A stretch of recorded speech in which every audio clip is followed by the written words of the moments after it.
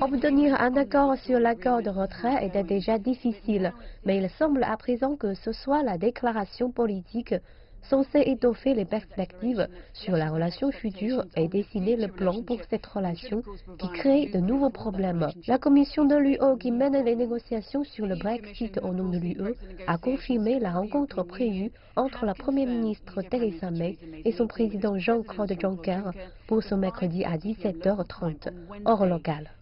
La nature de la réunion sera soit de négocier tous les amendements de dernière minute, soit simplement de vérifier avant le sommet spécial de dimanche sur le Brexit qu'ils sont sur la même longueur d'onde. Mais attendons de voir. Et pourquoi? Parce que malgré l'assentiment des ministres de l'UE à l'accord de retrait et la déclaration politique de principe qui pose les bases d'une approbation formelle lors du sommet du dimanche, il semble que les États membres veuillent des amendements de dernière minute. Le Premier ministre espagnol Pedro Sánchez s'est dit prêt à bloquer l'approbation de l'accord ce dimanche si des changements ne sont pas effectués concernant le statut de Gibraltar.